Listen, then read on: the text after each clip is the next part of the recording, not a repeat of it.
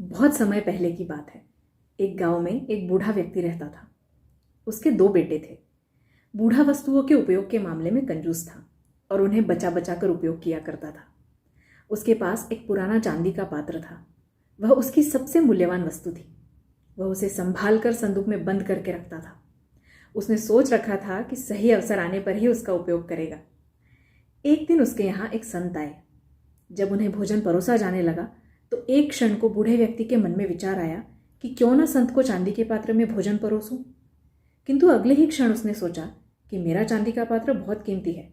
गांव गांव भटकने वाले इस संत के लिए उसे क्या निकालना। जब कोई राजसी व्यक्ति मेरे घर पधारेगा तब यह पात्र निकालूंगा। ये सोचकर उसने पात्र नहीं निकाला। कुछ दिनों बाद उसके घर राजा का मंत्री भोजन करने आया। उस समय भी बूढ़े व्यक्ति ने सोचा कि चांदी का पात्र निकाल लूं, किंतु फिर उसे लगा कि यह तो राजा का मंत्री है। जब राजा स्वयं मेरे घर भोजन करने पधारेंगे तब अपना कीमती पात्र निकालूंगा। कुछ दिनों के बाद स्वयं राजा उसके घर भोजन के लिए पधारे।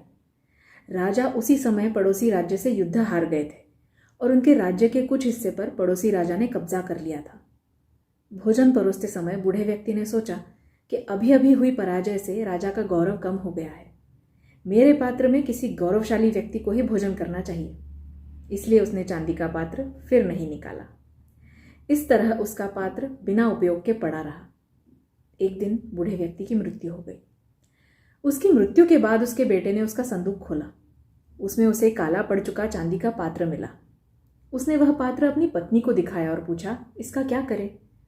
पत्नी ने काले पड़ चुके पात्र को देखा और मुंह बनाते हुए बोली, अरे इसका क्या करना है, कितना गंदा पात्र है, इसे कुत्ते को भोजन देने के लिए निकाल लो। उस दिन के बाद से घर का पालतू कुत्ता उस चांदी के पात्र में भोजन करने लगा।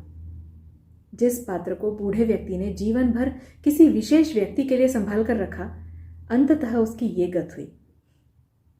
तो इस कथा से हमने क्या ग्रहण किया, कमेंट्स में हमें अवश्य बताएं।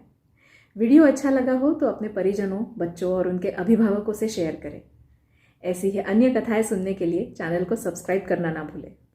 शुभमस्तु।